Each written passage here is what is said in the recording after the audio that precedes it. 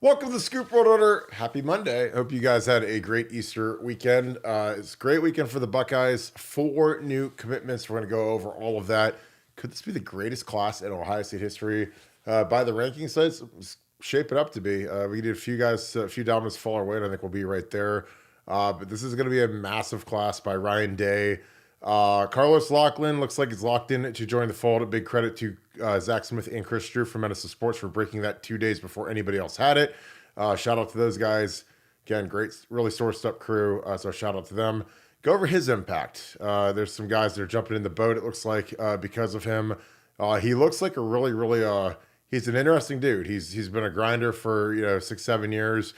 He's been on a super highway to the top, but it's been a long road for him. So I'm really excited that he's going to join Ryan Day's coaching staff. What does it mean for recruiting, specifically in the South? Again, born in Montgomery, Alabama, played football at Chattanooga, but I love the Southern ties, was the director of high school relations at Florida State.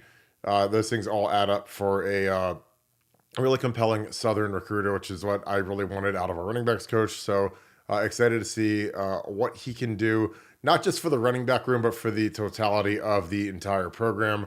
Because it takes everybody, especially when you're a guy who has Southern ties. I think that's something that'll be really beneficial for Ohio State's football program. So, as always, get the super chats fired up. Huge pay it forward weekend for us. Thank you guys for being very generous and taking care of our veterans. Again, if you guys have people that you'd like to nominate for pay it forward, send it to buckeyescoop@gmail.com. We've signed up dozens of people over the last month, so I'd love to keep continuing that, and I appreciate you guys helping us out, helping them out, taking care of the people that take care of us, as always. If you guys enjoy this content, please leave us a like, click subscribe, also click that little alert bell. Those are all huge to keep you guys informed as to when we go live. And sometimes we go a little bit earlier. We try to consistently go at 7, unless there's some sort of, if there's a UFC fight or a huge basketball game, basketball's coming to a close. We don't want to go against that, but otherwise we're going at 7 every night. Shout out where you guys are watching from. Shout out who you guys are watching with. And who, put it in the chat, who do you most want to finish out this class? Name one kid. There's going to be a lot of David Sanders Juniors, I'm guessing, but I want to hear who you want to finish out the class. So give me a couple names, maybe guys that aren't projected to go to Ohio State.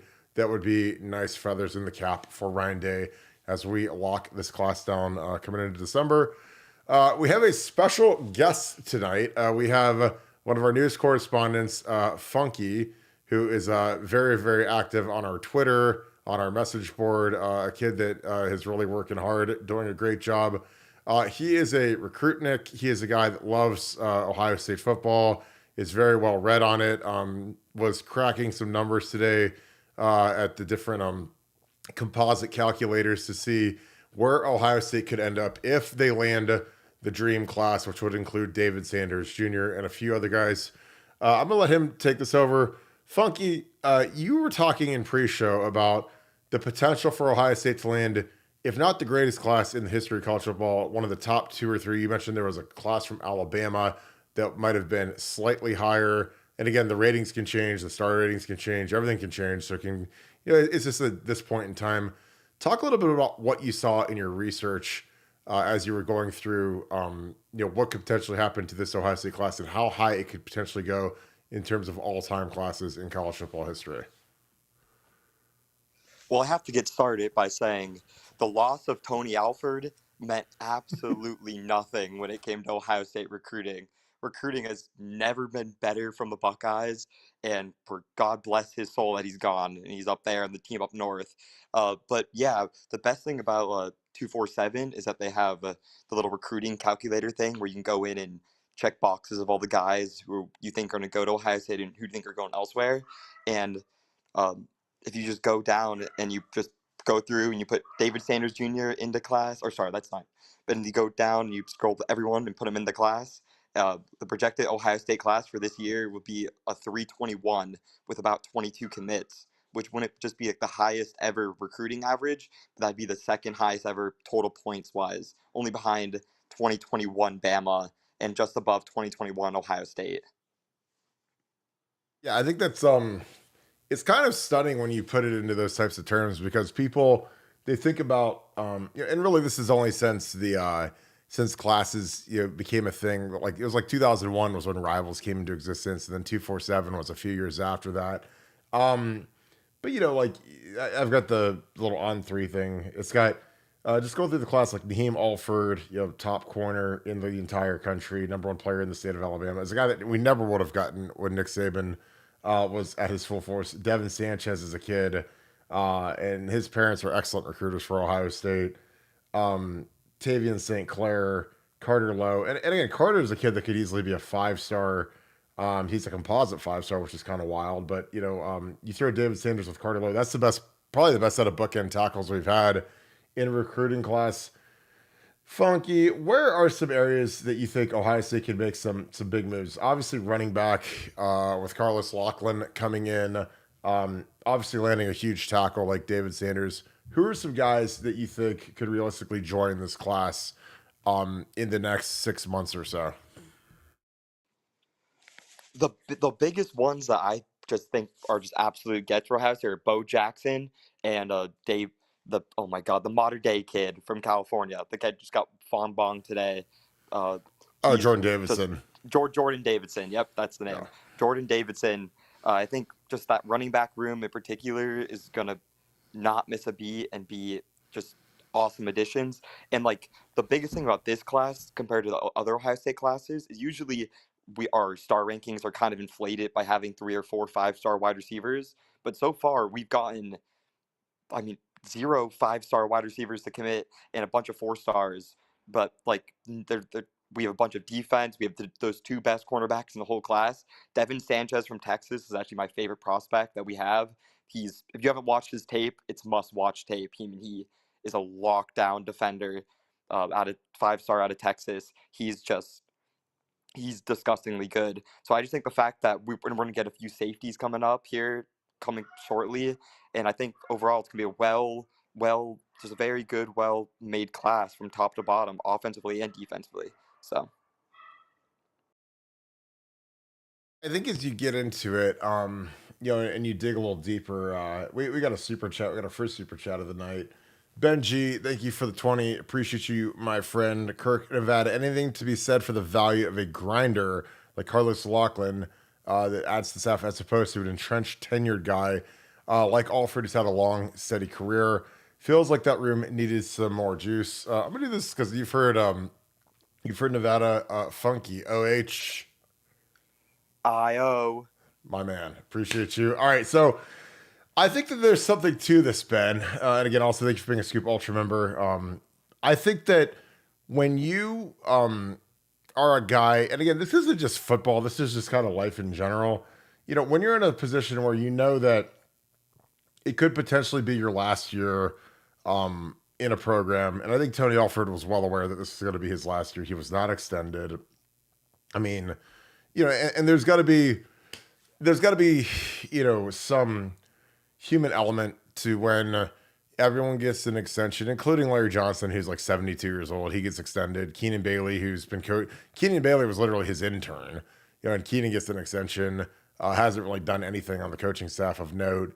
And Tony Alford's sitting there and he doesn't get extended. So I think that, the separation was best for all parties just because, having a disgruntled coach, and I'm sure Tony would have been professional, even though the way he left was completely unprofessional, and made it through the year. But, I just think that, in terms of a guy not knowing where he's going to be coaching next year, I think it's a really bad situation. We just went through that with Corey Dennis, whose contract expired.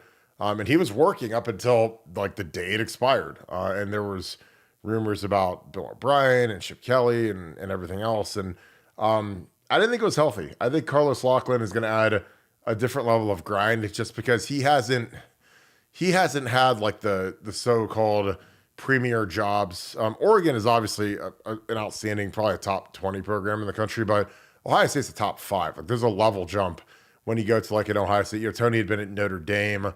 So that's a level jump above Oregon, even as good as Oregon is now, just from a prestige standpoint. But I think getting in a guy who's young, he's hungry. Again, if you guys aren't familiar with Carlos Locklyn, this is a guy that worked. He did work with I don't know. It was something where he had to wear a bulletproof vest and boots, and he'd show up to his volunteer job at Memphis, with the boots and the bulletproof vest still on. So, he was working, I don't know if it was law enforcement, security, he's working something like that. But he wanted this. Like, this was the career. He wanted to be a big time football coach. He coached inner city Memphis high school football, which is exceptionally difficult just because, you're dealing with kids that are kind of all over the place. It's tough. You don't have a lot of support financially, so you got to do your own fundraising. You got to get the kids there. Not a lot of support usually at home. And he was able to do that, and he did a good job at it. He went to a lot of schools that, frankly, had poor records and turned them around. So he had a passion for it. But there's a stigma that comes sometimes when you're a high school coach to try to jump into Division One coaching. And he talked about how there's a Division III school that he tried to get a job at, a volunteer job, whatever, and he got turned down by a D3 school. This was, this is in 2017, so this was not that long ago. And so he just kept at it. And finally, the strength coach at Memphis put him on and said, "Hey, you can be a volunteer. You're not going to get paid, but you can work in our weight room with us and see how you do." And that's how everybody in the coaching profession, in most professions, they start off making zero. So he did that, and he was an asset. He moved into being a high school relations guy. Then he went to Florida State as a high school relations guy. Then he went to Western Kentucky as a running backs coach. Then he went to Oregon as a running backs coach. So, I mean, it's been a pretty meteoric rise, but I think that he's a guy that he hasn't achieved like this incredible level of success or wealth, frankly, where he's going to relax. And I feel like that's kind of where Tony was. I feel like Tony felt like he was slighted because we've had how many offensive coordinators since Tony became the running backs coach in 2015. We've had like numerous, and he was never considered for it. Was never given like a higher role. Urban Meyer, frankly, didn't think he was good enough to be the Colorado State head coach. So when Colorado State asked about Tony, he said, "Don't hire him, hire Steve Adazio." So there's a lot of like kind of strange feelings and bad blood there. So I think getting rid of Tony was great. I'm glad that he went to Michigan. Again, when a guy's disgruntled, I think it's better just to fire hose the running back room out and get him out of here, and get a guy who's excited about being here who can build. Funky, what's your reaction to Carlos Locklyn? I mean, Carlos Locklyn again he's pretty young in the profession, but I've said over and over again since Tony Alford left a few weeks ago that being a dynamic recruiter is far and away the most important thing for a running backs coach, and I think he is that. But what are your thoughts on that? Well, he said it great on Twitter during his interviews. He says he doesn't make any soft cookies. And he says if you're a soft cookie, then their bakery's right there, and it's called transfer portal. So, I mean, just having that young energy onto this like new Ohio State team, and like with a bunch of veteran guys and a bunch of seniors and leaders on this Ohio State team, sometimes they may get a little complacent with their role, but they have to know that no one's safe. And with as good and as deep as this year Ohio State team is, I mean, just that energy he's bringing needs to make sure that everyone needs to keep fighting for their roles. Because if they're not fighting and someone else is, then hey, give give more reps to peoples from the running back room. Like just because Trayvon's been on this team for 3 years, I don't think he thinks he's entitled to these carries, and I think the coach would probably agree to that. So just all about just keeping every player accountable, especially in this new NIL day. Yeah, and it is official now. Pete Thamel is going with it. Obviously, Zach Smith had this days before Pete Thamel did. So give credit to Zach. Obviously, none of these people will give Zach the credit he deserves, but Zach was out in front of this thing on Saturday night. He actually broke it during one of our episodes. So we talked about it on Saturday. We did a whole podcast about it yesterday, and the rest of the world is starting to catch up to what Zach and Chris Drew had at Minnesota Sports. So Pete Thamel, 6:36, 20 minutes ago, Carlos Locklyn will be the new running backs coach. Obviously, this is a huge deal. I think he'll be dynamite on the recruiting trail for Ohio State. Born in Montgomery, Alabama, home of 4-star Freightliner. So it's gonna be really good to see what this guy could do in the room. Something that's really interesting is that Quinshon Judkins is actually from Pike Road, Alabama, which is literally Montgomery, Alabama. It's like kind of it's a different city, but they're literally 1 minute apart. So I think Quinshon and his mom are going to be really thrilled about this hire because they basically got a guy from their hometown as his new running backs coach. So Carlos Locklyn is officially official. I think that's outstanding. We had a little bit of movement. It looks like we're going to be picking up a new safety. So let me get on to that. Um, Funky spring ball. Obviously, you follow Ohio State. You've got a really good source. Who are some of the guys that have been standing out to you during spring ball for the last couple of weeks? Hey, I'm gonna give the basic answer that everyone else is, but J.J. Smith cannot be stopped. I mean, you see them raving about it. Denzel Burke, Caleb Downs, they are all just for is him. So, and with Julian Sayan's crispy release from California, I think that's going to be fun to watch in 2025. And besides for him, Luke Montgomery has been getting very good reviews on the tackle position as well as the guard position. And just having a stand-up character like Luke Montgomery in our offensive line is something I look forward to seeing hopefully in 2024. He's been working his ass off for about 3 years now, and I'm excited to watch him finally get his opportunity to perform. And the last but not the least is one I'm most excited about actually is CJ Hicks. CJ Hicks was someone I fully wasn't expecting to be in the starting rotation going into this year with Sony Styles moving down to play middle linebacker. But CJ Hicks has been working. He's been a workaholic in just being an absolute monster at practice. And he's someone that Ohio State fans seem to be complaining about the last couple of years, thinking he's a 5-star kid out of high school. And sometimes those 5-star kids just don't turn out and pan out. But CJ is not one of them. CJ is about to have a great year and at a position where we thought maybe that on the defense, we know our D line is going to be the best in the country. We know our safeties and defensive back are going to be the best in the country.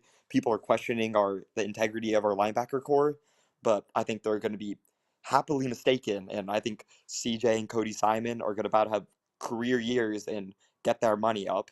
So, and that's something I cannot wait to see because CJ Hicks was the one who recruited all those guys out of high school too. He was the main recruiter for most of them. So that's awesome to see. But yeah, Yeah, I think CJ's got he's got some he's got something different to him. I know he's a big time blitzer. I'm really excited to see what he can do with James running the show with him. Again, as a world linebacker, he's gonna have a huge role. And again, he's a guy that is a ferocious blitzer. He's a very explosive blitzer. He's a guy that, frankly, he's put in a lot of work in the weight room. He's a beast. He's fearless when he blitzes. Again, sometimes you got to be a little off sometimes if you're going to blitz and you have to go run into a guard that outweighs you by 70 pounds. Like, not everybody's cut out to do that. Some guys are finesse blitzers, and I don't think that those guys are, frankly, I don't think that they're very good at what they do. But guys like Schlegel and AJ Hawk were very aggressive, they were very tenacious blitzers, and they were fearless. And again, you're throwing your body up against a brick wall of a big guard, and you got to figure out a way to get through him. And you got to have a certain level of explosion in your body to be able to move a guy backwards or get around him, or quickness to get past him. And CJ, time and time again during the scrimmage on Saturday, was the key blitzer for the defense. And I'm telling you, like, when he comes, I mean, guys better buckle their chin strap because CJ, he gets home, but if he doesn't get home, he hurts the people that are in front of him, which is good. I mean, again, I'm not saying like in a malicious way, but when a guy like CJ hits you, it stings you. I mean, James Laurinaitis, who was a great blitzer, I don't think he's explosive as CJ. He'd probably be the first one to tell you, but James gave me a real nice concussion my junior year, coming off a blitz, and like, he stung me good. And again, there's nothing I could really do there except sit there in pass protection and waiting for him to show up, and he did. But he did a good job of it. But CJ's he's kind of that same guy. So like him and Sonny together, I think it's gonna be a very dynamic duo going forward. Just really excited about all this. This is gonna be actually a really really good ad between him and Sonny with Cody, because I think Cody's gonna be the guy running the show, but CJ and Sonny are gonna have a big role in this defense. So I think it's gonna be really fantastic to see these guys get after it. Oh, Funk! I got what do I have the Jerry Lucas on? I gotta have him on next. Funky, in terms of this recruiting class, because that's kind of your specialty. How do you see the next few commitments, because there's a lot of guys being projected to this class. This is going to be a big time class, I think. And between the ratings and some of the equal signs, Cody Haddad just decommitted from Wisconsin. It's going to be really interesting to see if he's the next guy in the boat. Because usually, if a kid decommits from a school like Wisconsin, especially an Ohio kid, it just seems like he's obviously going to flip over to the Buckeyes. But what are your thoughts on some of these guys like Jamie French, Fernell Brown? Your thoughts on those guys and those guys jumping into the class? Yeah, I mean, I think the next two big commitments that we should see here shortly would it is uh, Jamie French and Fahim Deline. Those two people are look like they're basically locked into the class already. One of them's an SFE guy. We know we love those South Florida Express guys, and I think they're going to add a lot of depth to our wide receiver and safety rooms when they get to Ohio State. And I mean, Kirk, we've heard so much good reviews about these SFE guys, or sorry, South Florida Express guys, that we just I can't wait. I wish we can have all of them. I mean, why can't they send their whole team to Ohio State? And we have JJ Smith, and then their JJ Smith's little brother is going to come up here and hopefully become a Buckeye. But yeah, I mean, those are the two big guys that I feel like will be coming up. Then after that, I feel like the other Doran Brew out of Texas is the next big one I'd be looking for the next couple days. And then Bo Jackson, again, the running back out of Cleveland. Those Ohio kids, the best in Ohio, stay in Ohio. So those are the next four that I think we should be looking forward to commitment coming up now because the boat's filling. So jump on. Yeah, I think that's the thing that goes on with a lot of these kids is they get into this deal and you can't if you're a kid like Cody Added, who's from St. Ignatius, obviously this is a kid that he can't wait too long because when you're a four-star type guy, they're only going to hold the spot for so long. If you're a five-star, if you're JJ Smith or David Sanders, they'll hold a spot till training day. But if you're a kid like this, and Wisconsin's that's a great scholarship offer with Luke Fickell as the head coach. But if you're going to pull the rug on him, like you better be ready to commit to Ohio State. So I think this flip's probably going to be our next commitment. I'd imagine sooner than later. This is a St. Ignatius kid. I love St. Ignatius, home of Anthony Gonzalez, LaCharles Bentley, Draymond Jones. Like we've had a lot of really good players come through there, but this guy's got a nose for the ball. Like I mean, he's a safety. I think that he's a good fit for what we do. Again, plays downhill. Obviously, if he gets Ignatius, he's going to be exceptionally smart. He's going to be a kid that is a good. Like I don't like to do the hyperbole bingo, but he's a guy that's going to be a really good guy in the locker room. There's never been a problem in the history of mankind with a kid from St. Ignatius. So, that's a value add for your program. Here he is striking the balls to get this one. Stag's a pick here. And again, like in a defense where you play three safeties, you have to recruit more safeties. And he's a guy, we could have 4 or 5 safeties in this class. So it's going to be exciting to see what this kid can do. Again, this is a kid that I think he's got more upside. He's probably underranked right now. And I'm sure that, like with a lot of these recruiting services, when a kid commits to Ohio State, they usually add another star to his rating. So if some services have him as a 3-star, he'll probably turn into a 4-star. But I like this kid's film. Again, good explosive hitter, great range. Like I said, Ignatius kids are kind of like you can just kind of set your watch to them. They'll never be doing the wrong thing. They always are really, really sharp football players. I think we had like 5 Ignatius kids on my team when I played. Gonzo was the only scholarship on, but we had like 4 walk-ons, all great kids, great program. And Ignatius under Chuck Howell is the best program in Ohio for like 30 years. So excited for this kid. Looks like he plays do a little both ways. Actually, that's kind of a nifty little trick play. It looks like throwing in reverse. So again, obviously he's not going to be an offensive player at Ohio State, not with the way we recruit receivers, but I always like seeing a guy with the ball in his hand. Funky, what do you like so far? We've watched a little bit of tape here. What do you like about what he does on the field for Ignatius, and what could he do for Ohio State? Yeah, I mean, my favorite thing to look at when it comes to these recruits from Ohio is keeping kids in Ohio going to Ohio State, because we know that when we're recruiting at this national level, it's always good having these Ohio bloods that know the rivalries really well, so we can beat the team up north, because losing to that team is just unacceptable. So keeping some kids who probably grew up with the rivalry, was born into it, and have that Ohio State blood is always great gets. And especially getting them from a team like Wisconsin. And Wisconsin always finds those diamonds in the rough. And with Luke Fickell, a head coach, I think that getting another one, probably one of their stars that they probably thought they would get from us, and they're like, oh, we're gonna get this kid right from Ohio, and he's gonna beat Ohio State.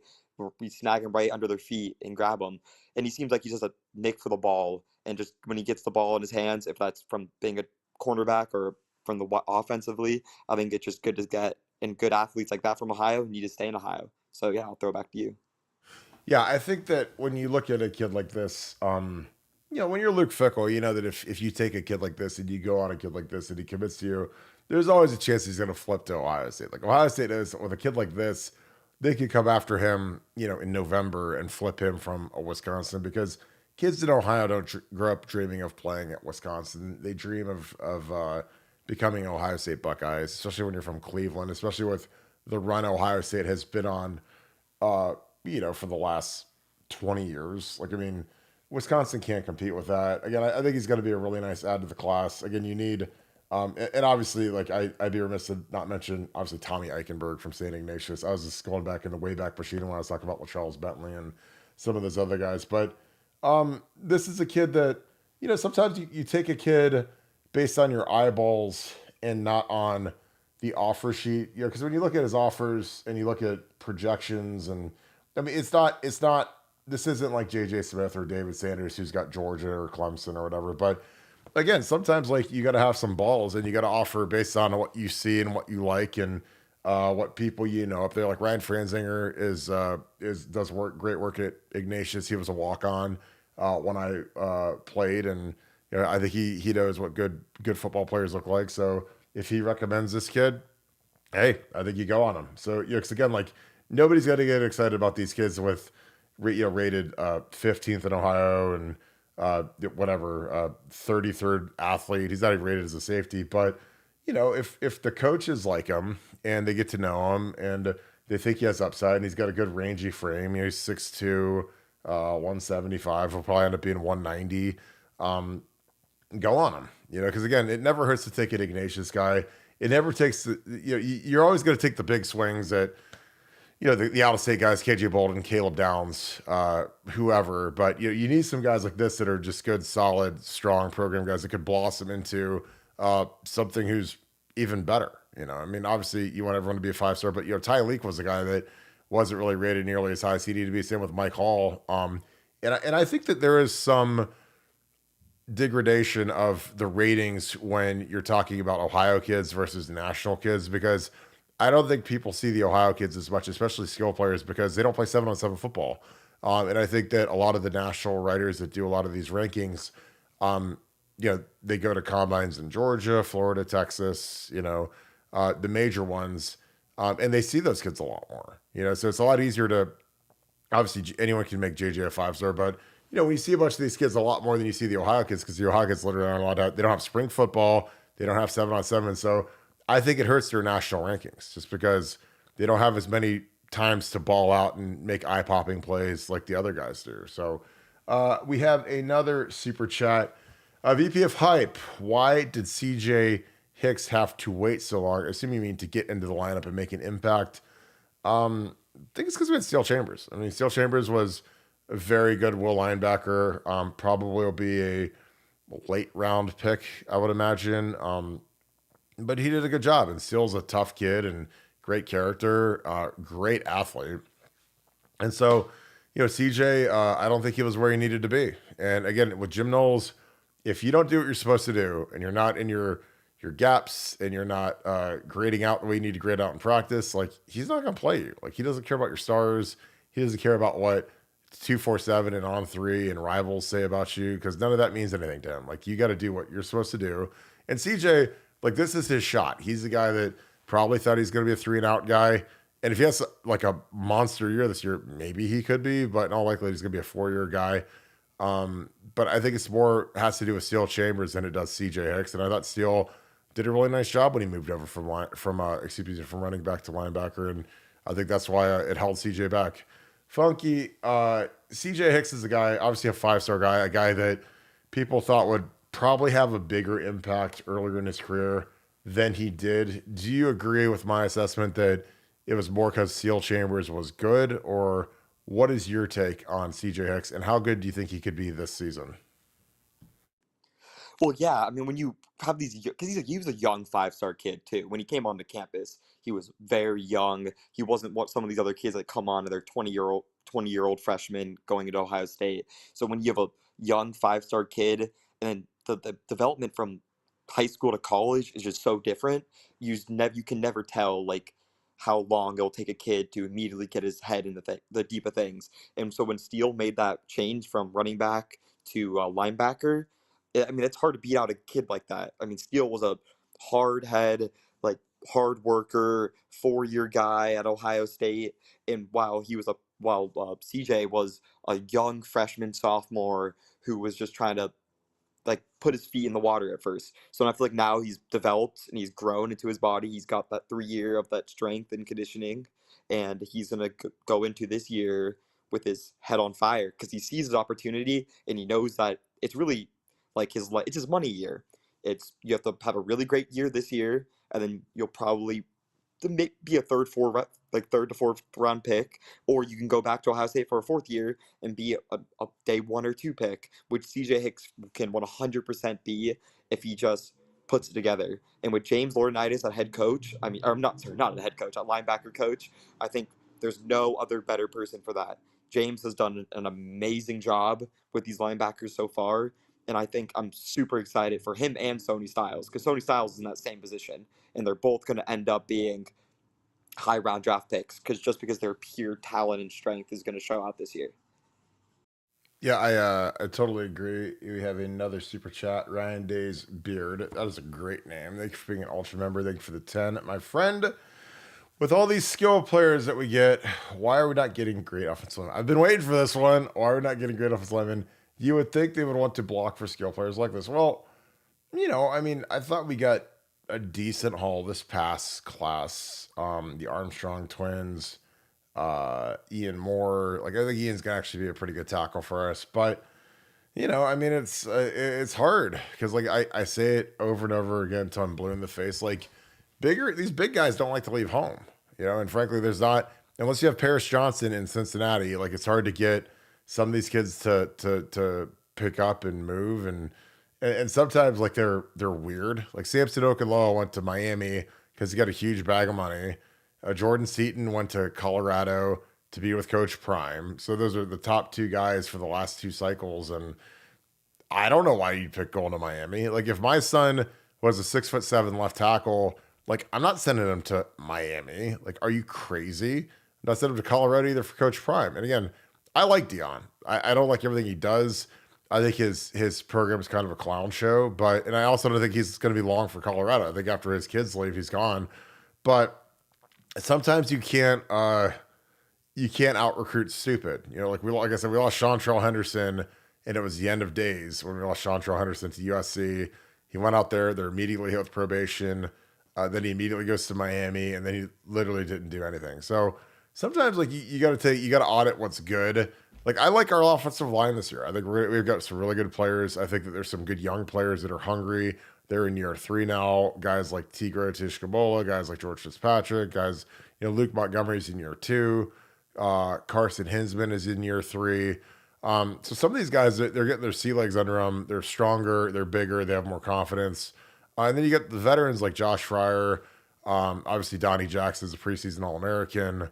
If you go Seth McLaughlin at center or Carson Hinsman at center, and then you got Josh Simmons, who I think could be as good of a tackle as there is in the Big Ten. I think we got a good shot, and again, then there's always the portal. Again, we talk at nauseam about the portal, and the thing is you don't know who's going to be in it, but there's going to be someone that's going to hit the portal that Ohio State's going to look at on the O-line. I bet a good amount of money on it because we've been, we took Victor Cutler last year. He was a complete whiff. We took Josh Simmons. He was a home run. So, for me, I don't think it hurts when you have David Sanders in the building, and he's watching J.J. Smith and he's watching Julian Sain. I think that if I'm the number one tackle in the country and I see a guy who's probably going to be a first round quarterback like Julian Sain and a guy's going to be a top 5 pick like J.J. Smith, like I I'd be excited for that because I've talked at length. I was a first team All American tackle when I played at Ohio State. I have a Buckeye tree next to my name, but I don't get a Buckeye tree unless I've got B.D. Wells and I have Anthony Gonzalez and Troy Smith and Teddy and Santonio because it's real hard to make All American unless you've got like great players around you because everything is easier in football when you've got greatness around you. And I had a lot of great players, so it's very very beneficial to have a good quarterback, good receiver, and and again, if you're some of these big time tackles, like who would you want your prototype to be? Well, I want to be like Paris Johnson. I want to go to school for 3 years, graduate, get my piece of paper, so I'd never have to go to class again, be a first team All American, be the 6th overall pick. Like that is literally the perfect career individually. Obviously, Paris didn't beat Michigan. He didn't win a national championship. But, like for an individual, that's about as good as it gets. So, Funky, why do you believe Ohio State struggles getting big time offensive linemen, and what can they do to fix it and potentially get David Sanders Jr.? Well, I think the biggest reason why we aren't recruiting linemen as well as recruiting these other people or other players in our team is I think we lack a lot of like southern roots or even from like or like a southern root or from like Hawaii and those like West Coast kids. Because if you look at all these teams, like we're just missing we can't get those 5 stars from Georgia because they all want to go to Georgia. Like you said, it's hard to get kids leaving their hometown. And then I want to see like a graphic on where do these 5-star tackles like come from, like from Georgia or Texas. The majority of them are probably from right from the South.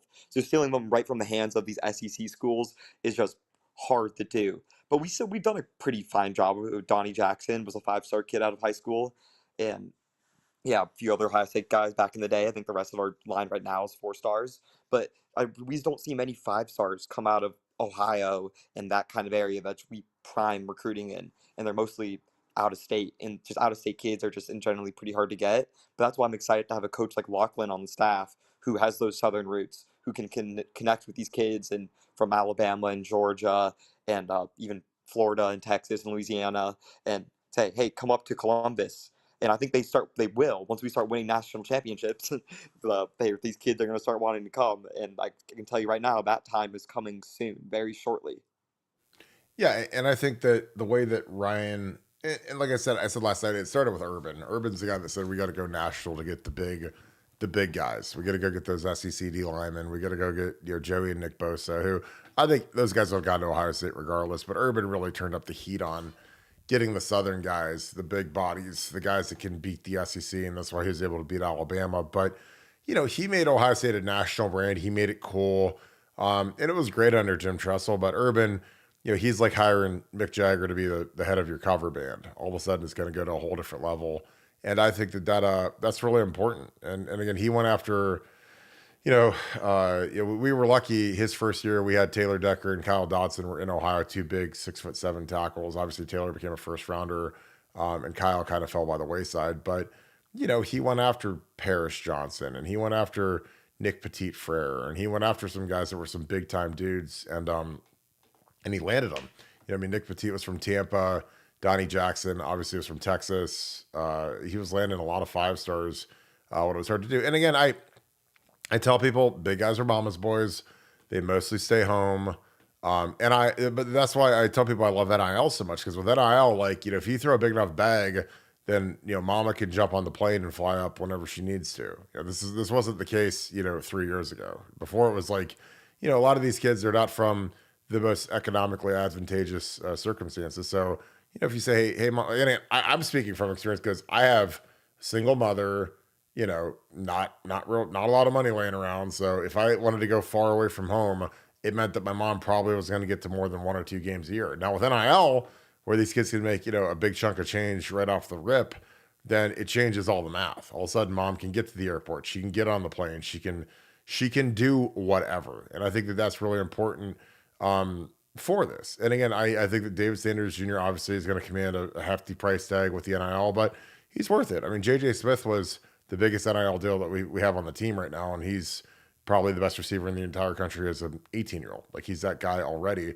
So, you kind of get what you pay for in it. And, if that's what is the thing that breaks the dam open for us to get another big-time tackle to pair with Carter Lowe, then so be it. I'm all good with it. But, it's like I tell people, in recruiting, you can't chase your tail and just pray that a kid is going to change his patterns and his mom's favorite team and dad's favorite team. Because if you're a giant athletic defensive tackle and you're born in like New Orleans, like there's a 99.9% chance you're going to LSU. I'm sorry. Like when we played LSU my senior year in the national championship, like their whole front was guys from Louisiana, like Glenn Dorsey, Tyson Jackson. They weren't going getting those guys from Ohio or from North Dakota. Those guys are all from Louisiana. So those guys wanted to be Tigers when they were 3 years old.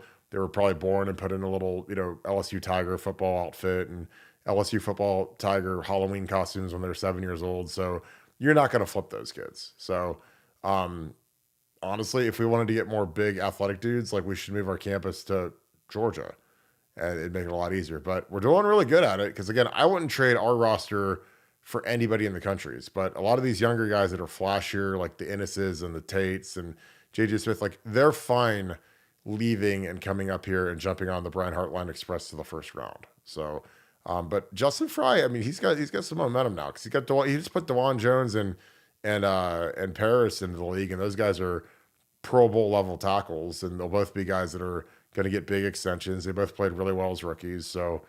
If that doesn't compel a kid like David Sanders Jr. to Ohio State, I have no idea what will.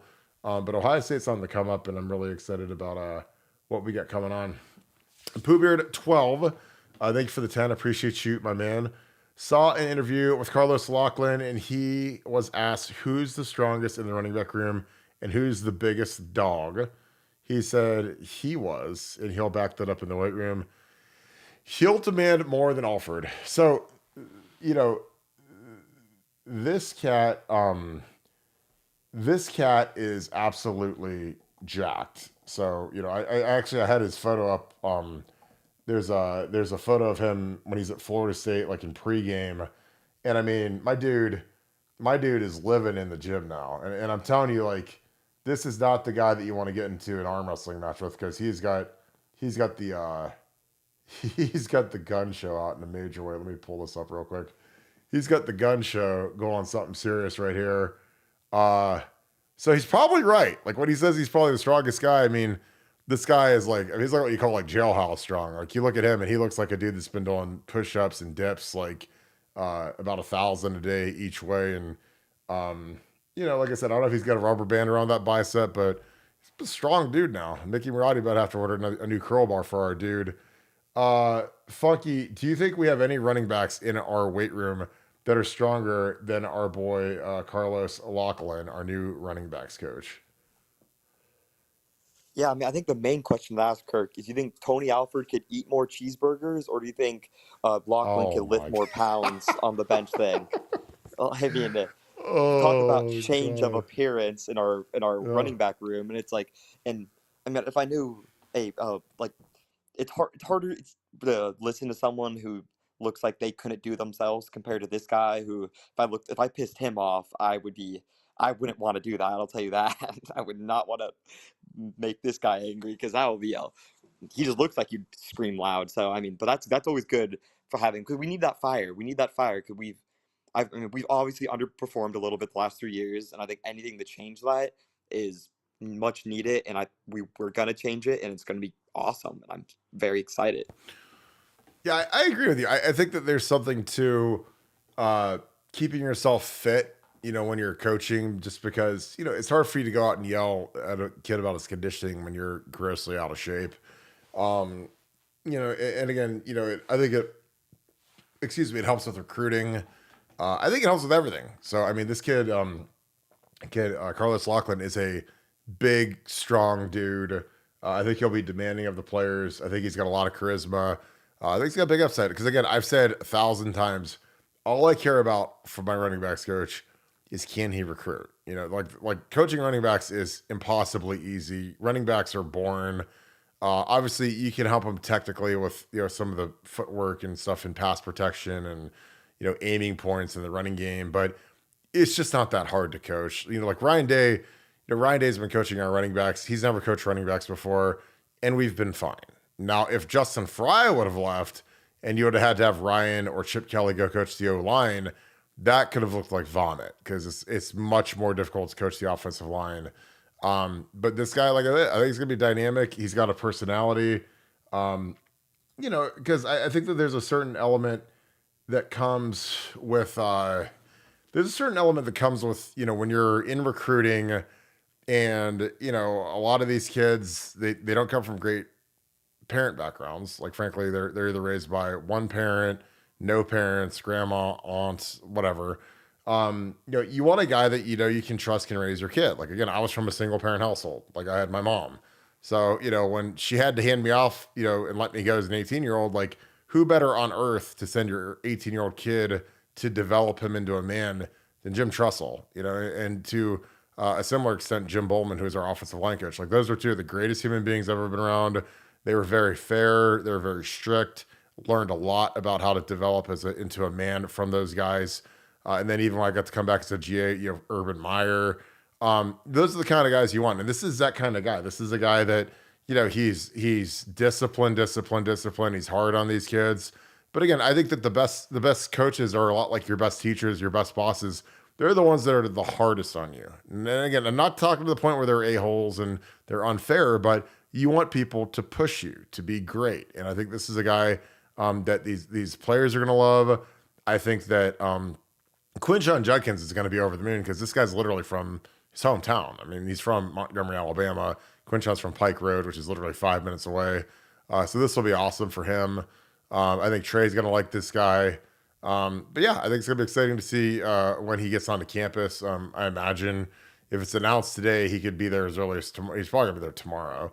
And then he'll probably be coaching Wednesday. And I'm sure Ryan will be helping out just because he's not going to know the plays, the playbook, the players' names, but he'll be learning through osmosis as fast as possible. And I think he's going to do a great job. Tony Turley, thank you for the 20, and thank you for being a Scoop Ultra member. Appreciate you, my man.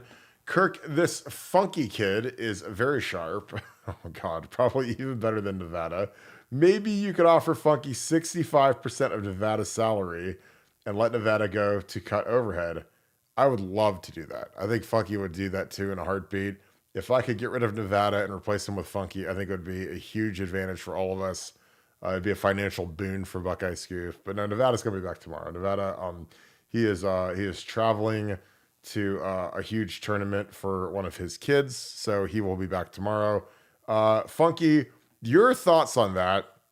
Again, the question is, I was asked, Tony Turley, who's one of the smartest people on this entire podcast, he's a Scoop Hall of Famer, Scoop Ultra member as well. He says that you are very sharp, which again, you don't have to pat yourself on the back too hard, and probably even better than Nevada. Could you offer you 65% of Nevada's salary and let Nevada go? So I'd have to call you Funky Buck probably, but your thoughts on that? Well, I think if you want the smarter, younger, better-looking version of Nevada, I think it's right here waiting for you, Kirk. So I think Nevada's great at what he does, but yeah, obviously probably a little better spoken than I am, and it's maybe slightly more funny. But besides that, I think Tony's right on the money right there, Kirk. What would you say that the smarter, better looking, fast? Well, you're obviously faster too. Faster. Oh, what other attributes did you give yourself? Yeah. I'm forgetting, Kirk. I'm not. More athletic, cheaper. More athletic. Yeah. Cheaper. Yeah. Much cheaper. Cheaper talent. I like that. Cheaper. I think that's a good call. I like that. Mark Whitfield, thank you for the deuce. Appreciate you. If you have a question, toss that in the chat. Let me see if I got any Scoop Ultra. If you guys are Scoop Ultra members and you guys are in the chat right now, if you have any questions, let's kind of make this an Ultra chat. If you have a question, toss it in there. I think it'll be, this is like kind of something we're going to start doing with Ultra members as well. I'll also say, hey, if you have a question, you're an Ultra member, just toss it in the regular chat, not the super chat, and we'll take it. I think it'll be actually pretty hilarious. 'Cause I'm really excited about doing some more stuff with the Ultra members. So, Karis, if you have a question, if you got a question, Devin, just toss it right in the chat, and we'll do some of these. Funky spring game is in a couple of weeks. I think it's going to be absolutely fantastic. It's going to be a huge day. We've got our get together. What are your thoughts on the spring game? I mean, I know that you've been to regular games. You haven't been to a spring game, have you? No, not yet, not yet, Kirk. Huh. I think they're pretty overrated. Let me see. Oh, this is great. I love this. Bob Googs. This is hilarious. Greedy Scoop family members from Austintown. Nevadabuck is being challenged for his age and experience. The placket for another kind of kills it. I actually kind of like that. You're not challenging your Nevada for his age, are you? He's getting a little old, isn't he, Funky? Yeah, a little. You'll probably you have at least 10 to 15 more years, the LeBron Yeah. years maybe. So, but honestly, he might Nevada may live to 100. So, Is he we'll, like we'll, is he like the modern day Laker LeBron and you're like the Heat LeBron? Ye- not even Heat LeBron. I'm coming right out of high school right now, Kirk. I'm that 5-star prospect, can't miss. And that yeah, Nevada is that aging LeBron Lakers where you never know when he's gonna go, but he's gonna keep saying he's gonna retire. But all we know, he's gonna be here for another 20 years, terrorizing us. So Yeah, I totally agree. Karis Washington, the shirts for any of you guys that ordered gear, they should be shipped within less than 2 weeks. We're getting the turnaround going. Again, when we do a merchandise drop, we run the store for a week, then we shut the store down, and then our company orders the blanks, prints it, and ships it right to your door. So it's usually about a 3 week turn time. Our goal is to get everyone their gear by the spring game. So you guys will be ready to wear it for the event. So I'm super excited about it. I think it's gonna be fantastic. Let me see. I want to watch a little quick film on Jordan Davison. Jordan Davison is from your neck of the woods, Funk, a Matter Day kid. It's interesting because all of the recruiting prediction machines had him going to Texas or elsewhere. And all of a sudden, we hire our new running backs coach, Carlos Locklyn. And now people are projecting him to be a Buckeye. What are your thoughts on Jordan Davison, Funk? funny story. I watched him play multiple times last year. Kid's a stud, and like we knew he's becoming Ohio State for a while now. I mean, Bill Greene had that early on, and like on the Buckeye Scoop, the Scoop had it first. So I mean, we knew this kid was an Ohio State kid, and when he went to that visit to Michigan with Tony, all the Michigan fans raved about having all these good running backs here on campus, and they've never had that before. And Tony's the greatest. And then all of a sudden he comes to Ohio and immediately gets crystal balled, fong bonged to Ohio State. I mean, he's a great kid. Never heard one peep about him from his peers and stuff. And I think those modern day kids love taking him because they know what competition's like, not just playing it in the Southern Section division of football, which is the hardest football in the whole entire nation by far. It's not even close. Southern Section California is the deepest, most talented kids in the nation. And at a school like Modern Day, where you're not just competing for a Southern Section title every year or a state title every year, but you're competing for your starting job every year because Mhm. they'll take kids from all over the nation. Chris Henry Jr. from Ohio, he's the truth as well. Just took them straight from Ohio, but they don't recruit kids. By the way, they don't recruit kids. They just have these kids all over the nation come there because Modern Day's academics are that awesome. But yeah, but I just think that having these kids from or from Modern Day and Bosco are great to have on the team because they know what it's like to compete, and those kids turn out to be winners. Yeah, I totally agree. Bob Gugliotta, thanks for being an Ultra member. This is a great time. If you guys have a question with the Ultra deal, let me just go ahead and shoot it in the regular chat. Bob, call me Gugliotta, has a field turf issue regarding injuries or strength and conditioning by Mickey Rowdy principles. Doesn't want to change or modification to another surface. Any thoughts on natural grass? I love natural grass. I wish that we played on natural grass, but the problem with the horseshoe is ever since they put in double A deck, magically, we can't grow the grass right anymore. I played on the grass the last year they had it in '06, and it was atrociously bad. The sunlight doesn't hit it correctly, so by the middle of the year, it's just like hay. It's like it was almost like playing on like ice, if you can imagine that. Like you just had no traction with even with your regular spikes. Like you watched that '06 Michigan game, there were guys slipping all over the field. It was terrible. They actually they resodded the field after we beat Minnesota, and we had a couple of road games. So they had like 3 weeks to take, and it didn't take. So it was like we were just basically playing on like sod that you laid in your backyard last weekend, and all of a sudden you got to go play a football game on it. So it was flying all over the place. It was terrible. So if it was that grass or field turf, I would pick field turf because at least it's consistent. But again, it's something where I don't think we're going to ever see grass again in the horseshoe unless there's some sort of a technological innovation that'll make it a little bit better. Got a couple more questions. Bullet Train, when will we hear more on sanctions? I believe in the next few months. Again, the NCAA moves like an iceberg. They're very, very slow. So it'll be interesting to see what happens with that. So I got that Bullet Train. Jeremy Moreland, thank you for the deuce. Go Bucks. Funky. OH. I-O. Great job, my dude. Devin, thank you for being a Scoop Ultra member. Thank you for being one of the Wrench brothers. And thank you for the 10. Hope you're good tonight, brother. Who performs better this year, offense or defense? Ooh, that is a great question. Which team will we be playing in the Natty, the Final Four, 24-25 Natty Lock, Funky OH? I-O. So I think that the defense will be better than the offense this year. I think that they're both going to be top 5 units just because the schedule is pretty weak. In terms of who do we play in the Natty, I think it's preordained that we see Texas. I think we see Quinn Ewers in his final game versus Will Howard in his final game. So in Final Four, like again, I think we're gonna see Georgia, Texas, and I think we can see Oregon. I mean, this potentially we can see Oregon 3 times, regular season Big Ten title, playoffs, because I think Oregon's gonna be really good. They've got a good quarterback. They've got a great program up there.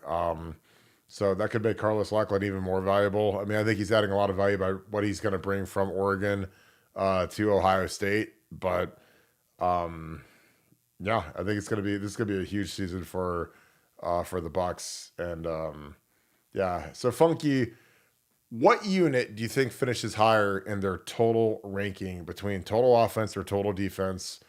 And also, what teams do you see us playing in the playoffs and in the national championship? Well, honestly, Kirk, I was thinking about it. I think the offense is going to be ranked higher, but I think the defense is going to step up most because our 2 biggest games this year is going to be at Penn State and at Oregon. And what's commonly known is what travels is defense and the run game travel. So I think the defense is going to have the biggest moments, but I think overall the offense with Will Howard, Heisman Howard at quarterback is going to make the big difference this year for the Ohio State. And just to answer the full that question, the Final Four this year is going to be Ohio State 1, Georgia 2, Texas 3, and then Oregon is going to be they're going to be the 5 seed, but they're going to be the 4 seed in the Final Four. And just that, but I think that Oregon team is super dangerous, and that Final Four is going to be a lot of fun. And we're going to play Oregon 3 times this year. We're going to play them at Oregon, the Big Ten championship game, and then the playoffs because Oregon's going to win their games. Ohio State will take care of business, and we're going to see them for the 3rd time most likely because they're going to be the best non-conference champ for sure. Because no other team comes close to Oregon this year, really. Not even, no, not Bama or none of them. Yeah, I totally agree. I think that's going to be the Final Four, and those are the 3 scariest teams to me on paper. Now, again, there's injuries. There's all kinds of things that could happen if there's 17 games potentially being played, but those are the teams I think you got to be the best ready for when you're Ohio State. Jeremy Moreland, thank you for the 5. Thanks for being an Ultra member as well. Oh, heck no, you're busted now. April Fools on you. Can't fake that IO. No, this isn't Nevada. We've got a new contributor named Funky. This is not Nevada. So that is not. It's funny because this happened to fall on April Fool's Day, but we're we got a new contributor and we're wheeling him out, and he's doing a great job so far. This has actually been really really strong. Let me see if we have any more ultra questions. Um, and I think yeah, that's I like that, David Crow. The NCAA moves about as slow as when the IRS owes you money. Yes, we are in tax season, baby. We are rolling. Um, but yeah, I Funky Buck. See, I think Funky Buck is what we're going with because everybody likes Funky Buck in the chat. Devin, my best bench for us was about 550. So I've got that on video somewhere. I'll try to find it. My most reps, I did 405 11 times on bench. So I could throw that on here, but that was a long time ago when I was young, Kirk, back when I was a little bit more of a beast. Now that I'm the old guy. And I got Funny Funky coming. story. Go ahead. Oh, sorry, Kirk. But the funny story, the first time I got introduced to Kirk was when uh, Nevada was like, look at this guy that we're meeting at this burger place. He's an offensive lineman for Ohio State, All American. And he showed me the video of Kirk benching your PR 550 on the bench press. And I was like, holy God, I didn't know that was possible. And he's like, yeah, and Kirk gets, when he goes in and out, he gets 2 5x5s. Is that correct, Kirk? It was actually 3 4x4s. It was a very, very fat order. Um, here we go. ZZM. This is a good question right here. Thanks for being an ultra member as well. Should we have a Game of Thrones type match on horseback between Funky and Nevada? Yes, like a jousting match, like the Mountain versus the Hound. I think that'd be absolutely fantastic. Um, yeah, I think that'd be an absolute great idea. Uh, Googs, another ultra question. Are you concerned with those road matchups at Altson on October 12th with Super Dangerous Oregon and at the fan base boxing match at State College for a wipeout legacy of tough road losses? I mean, I think I'm always concerned just because I want to go on those road games and just go win by 1 point. And I think that's just super important for us to do. I know that sounds cliche, but you go on the road in a hard environment, man. You just got to go get a win. I mean, it doesn't have to be pretty. It doesn't have to be sexy. It's just get a win by one. And that's the thing that I love about this year's team is we've got a dominating defense and we have two great running backs. So the running game and that defense is what travels. And that doesn't matter if it's rain, sleet, snow, noise. That's what you want. I played with Beanie Wells. We went up to Michigan in '07. We had Beanie run for 220, and we had the number one defense in the country, the number one total defense, and they absolutely smoked Michigan, and we held them to 3 points on Mike Hart and Chad Henney's senior day when they had Manningham and Jake Long, and they had NFL Adrian Arrington. They had all their guys were NFL guys. So I really believe in that defense, and I absolutely love it. I got a couple more super chats. Donald and Karen Rosbeck, thank you for the 20. Salute to all of our veterans, servicemen and women, and first responders. Thank you, Scoop family, for your support. Kirk and Nevada are the best. Funky, thanks for being here. Funky OH. I-O. Excellent work, my dude. Mark Whitfield, thank you for the 5. Jim Harbaugh may say that Ryan Day was born on third base, but Ryan doesn't need Connor Stallions to get home.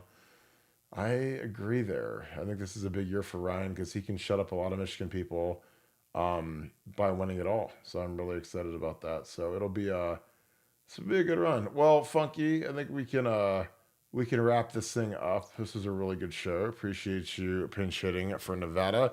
Any final thoughts, Funky? I just want to thank you guys for always being on the podcast. Buckeye Scoop family is always strong every single day of the year, and this is a great time to be a Buckeye fan. And reminder, Michigan has gotten 0 recruits committed since they won a national championship. So they'd be the first time ever a national champion is getting. I wonder why no one wants to go there, Kirk. I wonder why. I mean, it's the same reason the coaches all want to leave. I mean, they see. I mean, you're not jumping on the Titanic even if they cut the rates in half when you see the things up in the air like this about to hit the iceberg and go to the bottom of the ocean. So, I absolutely love it. So, Well, appreciate you guys. We wrap this thing up. As always, thank you guys for kicking it with us. Another great show. I appreciate you guys making this a big show. Thank you for all the great super chats. Thank you for the great questions. We're gonna do these ultra chats more often. If you're an ultra member, we'll just turn it on and we'll get grinding and we'll get through a bunch of great questions from you guys. So thank you guys for doing that. Again, a really good show. Nevada will be back tomorrow. Hope you did not get stunned by too many April Fool's jokes, but this was just something where Nevada was traveling and we got the funky in and he did a fantastic job. So thank you guys for working with us. If you guys enjoy this content, please leave us a like. Click subscribe. Also click that little alert bell. Again, we appreciate you guys so much for all you do for this channel. It's growing at a very tremendous rate and is all thanks to you guys spreading the good word. If you guys also, if you like the audio format of this podcast, search Buckeye Scoop on Spreaker, Apple Music, Spotify, Podbean, Amazon Podcasts, any podcast format you can imagine, we're on there. So go ahead and subscribe to it. And even if you don't listen to it, if you subscribe to it and download it, it still helps us. So thank you for that as always. Again, shout out where you guys are watching from. Shout out who you guys are watching with. Again, we appreciate you guys so very much each and every night for tuning in. Again, this is going to be a huge week for the Buckeyes and on BuckeyeScoop.com. So try out BuckeyeScoop.com. We have had an absolute massive amount of information on there the last few days. So it's really a good time to be part of the message board. The community is second to none. Great people, great fun. And it is always active. Middle of the night, if you need someone to talk to, there's people on there talking Ohio State football. It's unbelievable. So I appreciate you guys each and every night joining us. And we will be back 7 o'clock tomorrow. So we appreciate you. So thank you so much, Buckeye Nation. Thank you, Scoop family. I'll talk to you guys tomorrow. Go Bucks.